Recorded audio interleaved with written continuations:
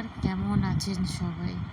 আঁখি রঙের খেলা পরিবারে অনেক দিন পর আবার সবাইকে স্বাগত জানিয়ে আজকে একটা নতুন ভিডিও শুরু করলাম।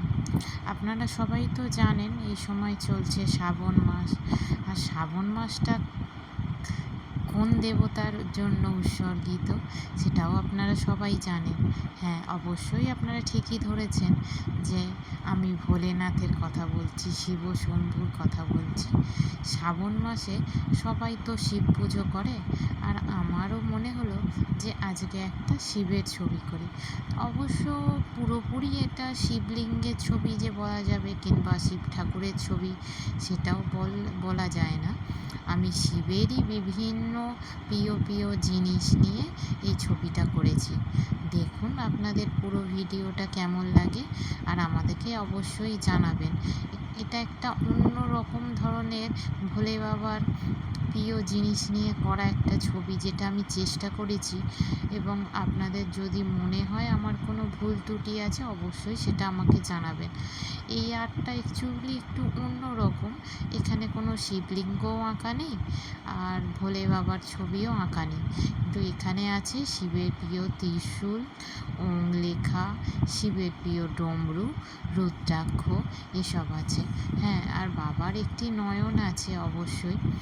তার সঙ্গে বাবা যে ধরিত্রী মাকে নিজের হাতে ধারণ করে রেখেছেন, সুন্দরভাবে এই ভরা শ্রাবণে ধরিত্রীকে সুজলা সুফলা করে রেখেছে, সেই হাতের একটা ছবি আছে।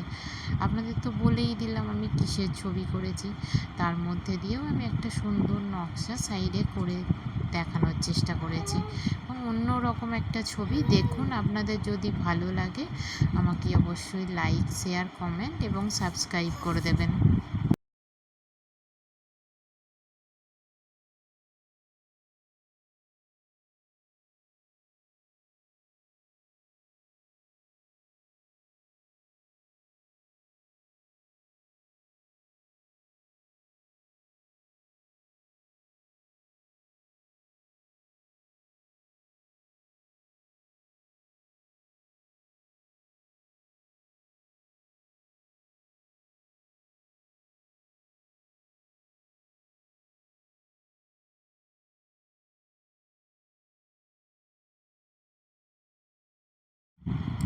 এই ছবিটা আমি করেছি সম্পূর্ণ পেন্সিল স্কেচ করে, না খুব একটা কালার ইউজ করিনি।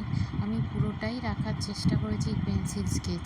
অবশ্য ছবির শেষের দিকে আপনারা একটু রঙের ব্যবহার দেখতে পাবেন অবশ্যই, সেটা খুবই সামান্য। এবং পুরো ছবিটা আপনারা দেখবেন। আমি চেষ্টা করেছি একটু অন্য রকমভাবে ভোলে বাবার একটা ছবি করার, এবং অন্য রকমই বলতে পারেন। অনেকের মনে হতে পারে এটা হয়তো কীরকম ছবি, কিন্তু একটু আধুনিক ধরনের একটা জিনিস আমার মনে হলো কিছু একটা অন্য রকম করি, সেই হিসেবেই এই ছবিটা করা। আপনাদের পুরো ছবিটা দেখতে অনুরোধ করা হচ্ছে। আপনারা পুরো ছবিটা দেখুন, যদি ভালো লাগে লাইক, শেয়ার, কমেন্ট করে নেবেন। এবং আপনাদের যদি আমার এই ধরনের কাজটা পছন্দ হয় অবশ্যই আমাকে জানাবেন, তাতে আমি আরও বেশি করে এই ধরনের কাজ করতে উৎসাহ পাই।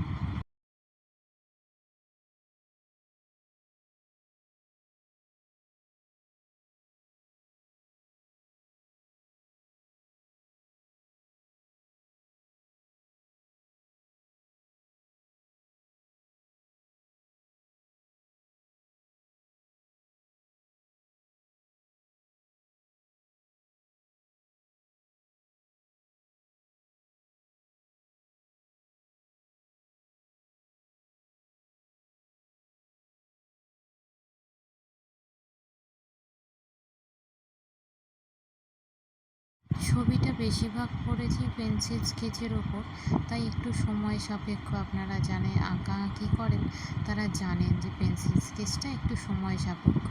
শুধুমাত্র পেন্সিলের ঘষার মাধ্যমেই একটা ছবিকে ফুটিয়ে তোলার চেষ্টা করা, রং দিয়ে করাটা অনেক কম সময় সাপেক্ষ। রং তো তাড়াতাড়ি ফুটে ওঠে, কিন্তু পেন্সিলকে দিয়ে কোনো ছবি করতে গেলে একটু সময় অবশ্যই লাগে। অবশ্য আমার কেন জানি না পার্সোনালি ভীষণ ভালো লাগে স্কেচ পিকচারগুলো, কারণ তার মধ্যে দিয়ে শিল্পীর যে দক্ষতা, যে হাতের কাজ, রঙের থেকেও যেন আমার মনে হয় অনেক বেশি ভালোভাবে ফুটে ওঠে। সেটা আমার পার্সোনাল মত, আপনাদের কী মত জানি না, হয়তো আলাদা হতেই পারে। হয়তো কেউ রং ভালোবাসে আর কেউ পেন্সিলের কাজ ভালোবাসে, কেউ অন্য কোনো কিছু। সবার তো নিজস্ব আলাদা আলাদা চয়েস আছে, সেই অনুযায়ী সবাই নিজের মতো ছবি করে। আমি জানি না আমার এই ছবিটা আপনাদের কেমন লাগবে, কিন্তু যদি ভালো লাগে এই ছবিটা দেখার পর অবশ্যই কিন্তু একটা লাইক এবং শেয়ার অবশ্যই করবেন।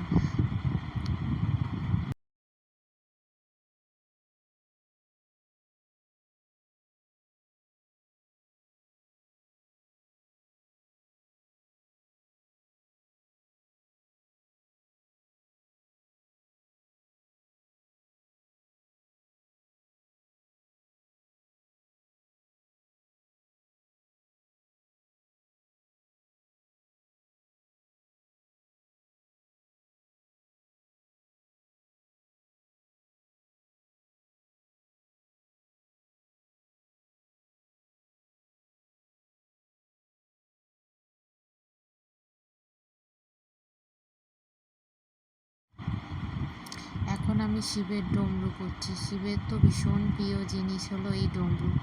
হঠাৎ মাথায় এলো যে একটা ডমরু করলে কেমন হয়। মহাদেবের তো ভীষণ প্রিয় এটা, এই ডমরু তার সঙ্গে সবসময়ই থাকে। যেমন তিনি ত্রিশূলধারী, তেমন ডমরুকেও তো সবসময় নিয়ে থাকেন। এই ডমরুটা তার সঙ্গে না রাখলে ত্রিশূলটা যেমন ভীষণ ফাঁকা ফাঁকা লাগে। হ্যাঁ, অবশ্য ছোটো করে একটা রুদ্রাক্ষের মালাও করেছি, তবে খুব ছোট সেটা। আর ওমটা লিখেছি, শিবের ভীষণ প্রিয় শব্দ। প্রত্যেক পুজোর ক্ষেত্রেই আমরা ওম শব্দটা তো উচ্চারণ করি।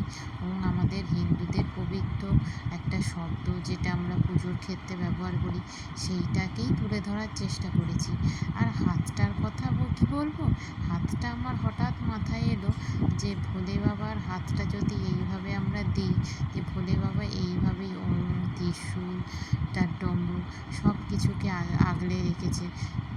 সেই রকম শ্রাবণ মাসে আমরা প্রত্যেকেই তো শিব পুজো করি, সেই জন্যই এই পিকচারটা করা হঠাৎ মাথায় এলো।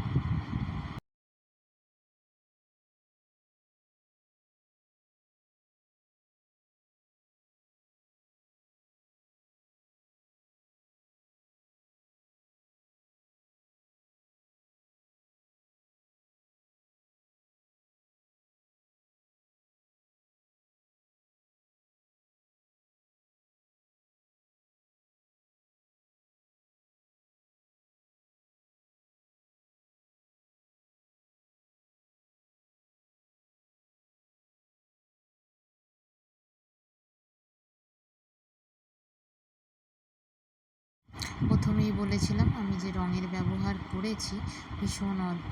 হঠাৎ মনে হলো যে শিবের হাতটা একটু ভোলে বাবার গায়ের কালারের, ভোলে বাবার হাত যেরকম হয় সেরকম যদি করে দিই, একটু অন্য রকম ব্যাপারটা হয়তো লাগতে পারে, কিন্তু কেন জানি না আমার ভালো লাগলো।